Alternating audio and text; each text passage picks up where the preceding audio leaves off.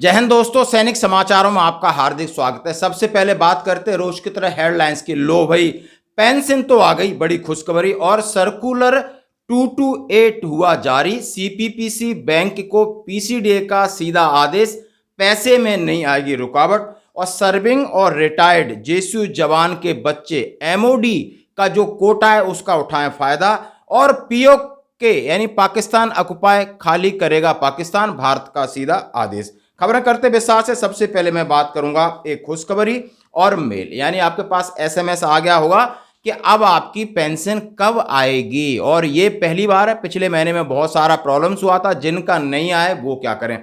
सबसे पहले मैसेज आपको मिला होगा, डियर आपका नाम, पीपीओ नंबर ये है एक्चुअली आपका PPO number, your bank account number so and so, जिसमें आपको उन्होंने रखा है being credited with an amount of RS so and so towards monthly pension. Pension will be credited on account on 29 सितंबर और regards team स्पर्श, यानी आपकी pension 29 तारीख को खाते में आ जाएगी। यदि ये मैसेज आ गया, अर्ली वार्निंग मैसेज है, ये क्लियर है। और इसी तरह आपका मेल भी आता है, और मेल का भी प्रारूप मैं आपके साथ दिखा रहा हूँ। उसमें लिखा है, मेल के अंदर स्पेशल है, जैसी आपकी पेंशन आती है आप सारी चीज़ें चेक कर सकते हो। आपका कम्यूटेशन कितना है, डीए कितना है, डीए डीआर और बेसिक पेंशन इसमें कितनी है। और ये मैसेज है कि आपकी टोटल पेंशन कट पिट के कितनी आपके खाते में आएगी। तो दोनों मैसेज हैं जो सभी लोगों के पास लगभग पहुंच चुके हैं, जो लोग स्पर्श में माइग्रेट हो चुके हैं। और जो लोग स्पर्श में माइग्रेट नहीं हुए उनकी डायरेक्ट पेंशन सीपीपीसी पीडी द्वारा उनके अकाउंट में आ जाएगी। 29 तारीख स्पर्श पेंशन रिलीज कर रहा है, सवेरे से पेंशन आपके खाते में आना शुरू हो जाएगी। यानी आज समझ सकते हो 27-28 परसों आपके खाते में आ जाएगी।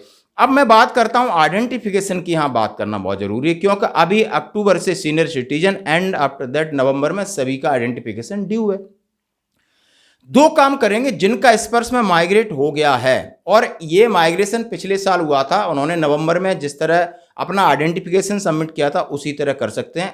आधार नंबर से जीवन प्रमाण ऐप में जाएंगे और अंगूठा दबाएंगे, और इसमें पीपीओ नंबर जो डालना है वो स्पर्श वाला ही डालना है। और जिनका पासवर्ड आईडी नहीं आया लेकिन उनकी पेंशन स्पर्श से आ रही है, मैसेज आ चुका है, तो जो आ रहा है उसमें से भी पीपीओ नंबर स्पर्श वाला ही डालना पड़ेगा अभी भी आपको। तो इतना ध्यान रखना। और जिनका स्पर्श में माइग्रेट नहीं हुआ है वो जिस तरीके से उन्होंने लास्ट ईयर डाला था उसी तरह अपना आइडेंटिफिकेशन सबमिट करा सकते हैं। और ये अक्टूबर और नवंबर में पूरी प्रक्रिया है।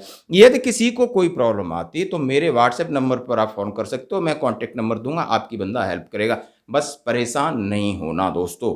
और जिन लोगों को स्पर्श में माइग्रेट ना अभी तक मैसेज नहीं आया, क्योंकि मेल आया है अभी सुबह 7 बजे और एसएमएस आया था कल शाम को कि भाई आपकी पेंशन 29 तारीख को आ रही है। तो यही तो इसकी पेंशन संबंधी खबर।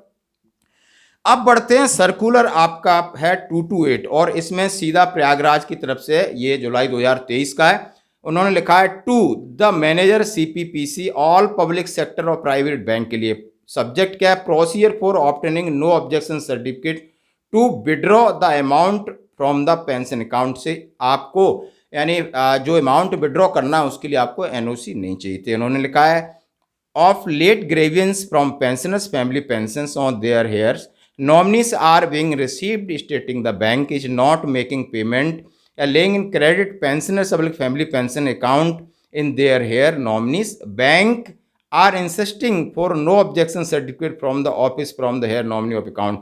अब ये सब्जेक्ट क्या है जरा आप सुन लिए, अपने आसपास भी बता दीजिए। यदि कोई पेंशनर है, यदि कोई फैमिली पेंशनर से, देखो पेंशनर्स होता है उसकी नॉमिनी उसकी फैमिली पेंशन होती है, और फैमिली पेंशंस लेडीज ले रही है उसकी नॉमिनी उसका बेटा है बेटी कोई हो सकता है, और उसकी पेंशन आ रही है और बीच में यदि कोई बंदा डेथ कर जाता है, फैमिली डेथ कर जाती है, बंदा डेथ कर जाता है, तो उसका जो बैंक में पैसा है उसके लिए बैंक का कोई हक नहीं है कि उसके लिए बोले कि आप पीसीडीए से आप एनओसी लेके आओ तब मैं आपके नॉमिनी को पैसा दूंगा। नहीं, ऐसा कोई नहीं है। उन्होंने कहा बहुत सारी कंप्लेन आई, इसके लिए उन्होंने सर्कुलर नंबर 228 जारी करके हिदायतें दी हैं, सीपीपीसी को दिया है और इन्होंने सीधा दिया है कि बंदा स्पर्श में भी माइग्रेट हो गया है, आपका कोई हक नहीं है, आपके जो डॉक्यूमेंट चाहिए आप ले सकते हो, एनओसी पीसीडीए से लेने की जरूरत नहीं है।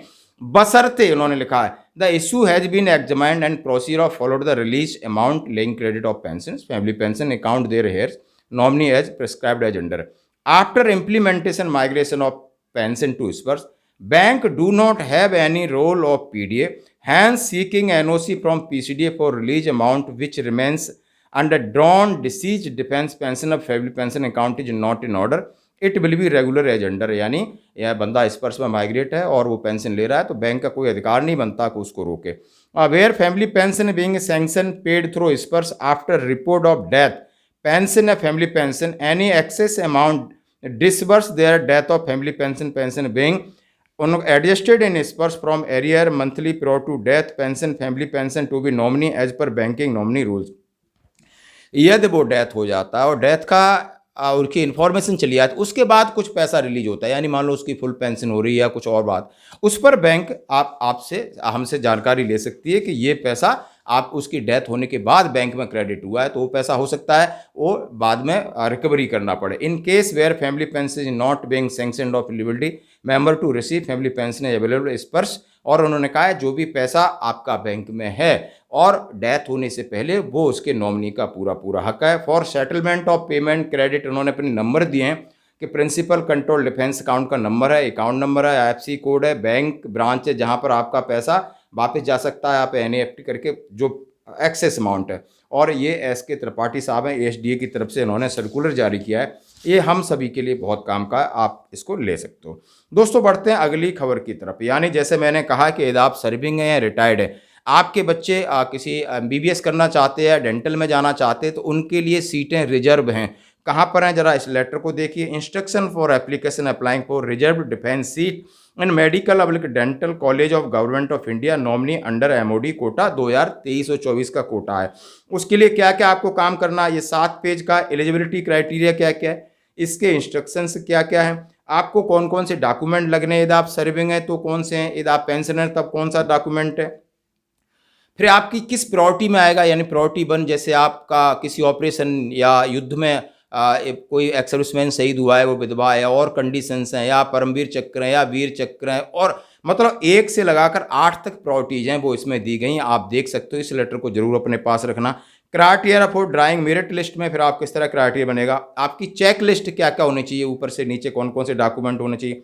उसके बाद 2 अपेंडिक्स हैं जो आपके लिए हैं विलिंग और अनविलिंग के, वो आपने भर के सबमिट करना है। ये आप पूरा फॉर्म आप मेरे व्हाट्सएप पे मैसेज करोगे, मिल जाएगा, आप जरूर करना ताकि आपके बच्चों को डिफेंस कोटा से उसका जो फ़ायदा है वो मिल सके दोस्तों। और बढ़ते हैं अगली खबर की तरफ। अगली खबर की बात कहता हूँ, जैसे कि मैं आपको कह रहा हूँ कि पाकिस्तान POK यानी पाकिस्तान ऑक्युपाई कश्मीर को खाली करे, और ये भारत ने सीधा आदेश दिया है। और जैसे कहा है कि UN के अंदर यूनाइटेड नेशन की जो मीटिंग थी उसमें पाकिस्तान ने कश्मीर का राग अलापा कि मुझे कश्मीर चाहिए, तो भारत ने जवाब दिया कि आप अपने पहले देश को संभालिए, देश के अंदर जो माइनॉरिटी के ऊपर जो इस तरह अत्याचार हो रहा है, महिलाओं के ऊपर हो रहा है, आप अपनी आर्थिक दशा और दिशा को सुधारिए, उसके बाद आप कश्मीर का राग है अलापना नहीं, ये हमारा अभिन्न अंग है, हमारा अंदरूनी मामला है। और आपको मैं चेतावनी दे रहा हूं कि अब जो POK है, पाकिस्तान ऑक्युपाइड कश्मीर है, वो हमारा है और उसको जल्दी से खाली कर दीजिए। और वहाँ पर जो भी हमारे एंटी इंडियन या जो आतंकवादी कार्रवाई चल रही है उसको आप रोक नहीं लगा पा रहे हो, मैं आपको चेतावनी दे रहा हूँ। और इसके लिए हमें सख्त निर्णय लेने के लिए भारत सरकार ने पाकिस्तान को बुरी तरह धमकी दिया है कि नहीं, आप फालतू की बातें बंद करिए इन्हों में और अपना जो जगह है उसको खाली करिए, ताकि हमारे भारत के खिलाफ अलाप करना और आतंकवादी गतिविधियों पर विराम लगे। जैसा कि आप समझ सकते हो, जम्मू कश्मीर में जो बहुत दिनों से ऑपरेशन चल रहा है और उसमें हम सभी जानते हैं कि ये POK से अंदर ये मोटिवेटेड आतंकवादी हैं। आज की खबरों में इतना ही, बने रही हमारे साथ। जय।